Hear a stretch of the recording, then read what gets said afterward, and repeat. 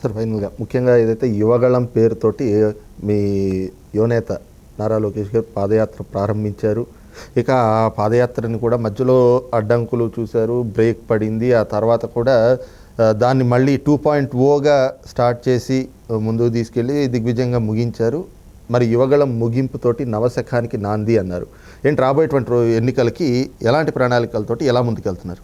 యువగళం సభకు సంబంధించి కూడా అది సక్సెస్ అయిందని మీరు చెప్తా ఉంటే, యువగళం అనేటువంటిది అట్టర్ ఫ్లాప్ షో అని చెప్పేసి అని వాళ్ళు చెప్తా ఉన్నారు. మరి దాని మీద మీ రియాక్షన్ ఏంటి? యువగళం నిజంగానే అట్టర్ ఫ్లాప్ షో. ఎందుకంటే 80,000 వెహికల్స్ వచ్చాయి. ఏంటండి 80,000.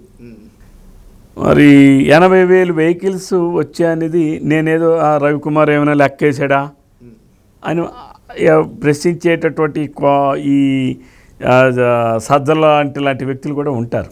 లెక్కేసాం, దెర్ ఈజ్ ఏ సర్వైలెన్స్. ఇది పోలీసు వారు లెక్కబెట్టినటువంటి నివేదిక. నేను చెప్పేది 80,000 వెహికల్స్ వచ్చాయి. ఇప్పుడు ఒక వెహికల్కి ఇద్దరు లెక్క వేసుకున్నా 160,000 మంది వచ్చారు కదా. 160,000 మీరేమైనా ఆర్టీసీ బస్సులు ఏమైనా ఇచ్చారా?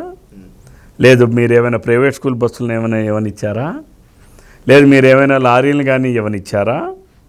ఆటో వాళ్ళని కూడా భయపెట్టారే, లారీ ట్రాన్స్పోర్టేషన్ భయపెట్టారే, ప్రైవేట్ స్కూల్స్ కాలేజీ వాళ్ళని భయపెట్టారే, ఆర్టీసీ వాళ్ళకి ఇవ్వద్దని చెప్పారే. అయినా సరే కొన్ని లక్షలాది మంది మా ఊహలకి మించి ప్రజలు హాజరయ్యారంటే వాళ్ళందరూ కూడా నడిచొచ్చిన వాళ్ళు కొన్ని లక్షల మంది ఉన్నారు.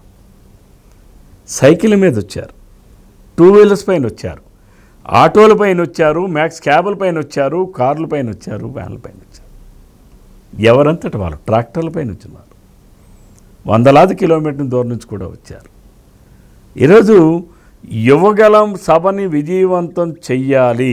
ఎందుకు చెయ్యాలని ప్రజల్లో ఒక లక్ష్యం వచ్చిందంటే, జగన్మోహన్ రెడ్డికి భయం అనేది ఈ యువగళం సభతోనే ప్రారంభం కావాలి.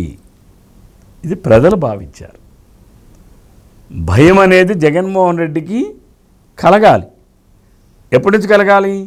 యువ సభని విజయవంతం చేయడం ద్వారా, యువ సభలో ప్రతి ఒక్కరూ పాలు పంచుకోవడం ద్వారా, మనల్ని భయపెట్టినటువంటి ప్రజాస్వామ్యం అర్థాన్నే మార్చినటువంటి, ప్రజాస్వామ్యం అంటేనే స్వేచ్ఛ లేకుండా చేసినటువంటి ఈ జగన్మోహన్ రెడ్డిని, మనల్ని భయభ్రాంతులకు గురి చేసినటువంటి ఈ జగన్మోహన్ రెడ్డిని, వాలంటరీ వ్యవస్థను బట్టి మనల్ని భయభ్రాంతులకు గురి చేసినటువంటి ఈ జగన్మోహన్ రెడ్డిని, భయం అనేది ఈ యువగళం సభతో మనం అందరం కూడా ఆ సభకు హాజరై ఆ సభతో భయం అనేది ఆయనకి కలిగించాలనే లక్ష్యంతో ప్రజలు వస్తే, పాపం ఇంటెలిజెన్స్ వాళ్ళు చెప్పారట జగన్మోహన్ రెడ్డికి, వాస్తవంగా వాళ్ళకి తెలిసి ఎంతమంది వచ్చారు, 50,000 వచ్చారు సార్ అని చెప్పాడు.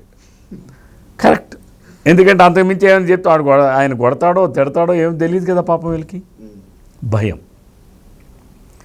మేము అక్కడ వేసిందే 50,000 కుర్చీలు, కుర్చీలే 50,000 వేసాం. ఆ గ్రౌండ్ కెపాసిటీ 2,75,000. రోడ్ల మీద ఇటు ఒక 10 కిలోమీటర్లు అటు 10 కిలోమీటర్లు ఓన్లీ జనం, వెహికల్స్ కాదు. అటు ఒక 10కి ఇంకో 10 కిలోమీటర్లు, ఇంకో 10 కిలోమీటర్లు ట్రాఫిక్.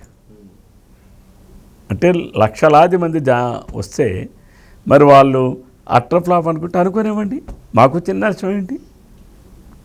జనంలోకి ఏదో ఉండాల్సింది. మేము జనంలో ఉన్నాం, ఆడు భ్రమంలో ఉన్నాడు. మేము జనంలో ఉన్నాం, వైసీపీ వాళ్ళు భ్రమంలో ఉన్నారు, జగన్మోహన్ రెడ్డి అండ్ వీళ్ళంతా. ఉండని, మాకు వచ్చిన నష్టం ఏముంది? కాబట్టి యువగళం అనేటటువంటిది ఆ రోజు ప్రారంభించిన నాడు యువకులకు ధైర్యం చెప్పాలని. కానీ యువగళం ముగిసే నాటికి ఈ రాష్ట్రంలో అన్ని వర్గాలకి ధైర్యం కలిగించడానికి, ప్రారంభం నాటికి ముగింపు నాటికి ఎంత తేడా ఉందో చూసారా? అంటే దానికి కారణం ఒక పక్కన మా యువ నాయకుడు మా లోకేష్ బాబు గారు నాయకత్వం పరిపక్వత చెందుతున్న కొద్దీ క్షేత్రస్థాయి సమస్యల్ని, క్షేత్రస్థాయిలో ఉన్నటువంటి ప్రజల్ని నేరుగా కలిసి మాట్లాడుతుంటే, వాటిని స్పృశిస్తూ ఉంటే, వాటిని పరిశీలిస్తూ ఉంటే, ఒక రాజకీయ నాయకుడిగా తన ఎదుగుదల, ఒక పరిపక్వతమైనటువంటి సమస్యల మీద పూర్తి అవగాహనతో, పరిపక్వతతో ఉన్నటువంటి తన ఎదుగుదలతో అన్ని సమస్యలకి పరిష్కారం చెప్పగలిగే స్థాయికి ఎదిగినటువంటి మా యువ నాయకుడు లోకేష్ బాబు గారు ప్రారంభించిన నాటికి అది యువగలమైన అది ముగింపు నాటికి అందరగలంగా మార్చి యువగలాన్ని జనగలంగా మార్చి ఒక కొత్త శకానికి నాంది పలికాం.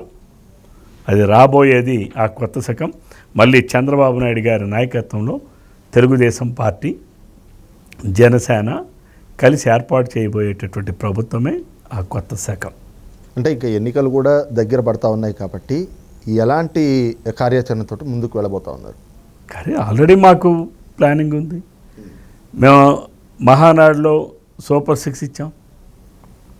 అవన్నీ కూడా ప్రజలకు తెలియజెప్పే విధంగా తెలిసే విధంగా ఇంటింటికి వెళ్తున్నాం. మా క్యాడర్ అందరూ కూడా ఇన్ఛార్జీలు వెళ్తున్నారు, గ్రామ స్థాయిలో క్యాడర్ వెళ్తున్నారు. అన్నీ కూడా ఆన్లైన్లో చేస్తున్నాం, రికార్డ్ అంతా ఎస్టాబ్లిష్ చేస్తున్నాం. అలానే సభలు సమావేశాల ద్వారా వెళ్తున్నాం. మేము నిత్యం ప్రజల్లోనే ఉన్నాం. వాళ్ళు ఈరోజు గడప గడపగానంటే ఫెయిల్యూర్, బస్సు యాత్రలు తుస్యాత్రలుగా మారాయి. జగన్మోహన్ రెడ్డి ఏం చెప్పినా వినడానికి ఇప్పుడు ప్రజలు సిద్ధంగా లేరు. కాబట్టి తెలుగుదేశం పార్టీ ఎన్నికల కమిషన్ రేపు వారం రోజులు ఎన్నికలు పెట్టినా మేము ఫేస్ చేయడానికి సిద్ధంగా ఉన్నాం.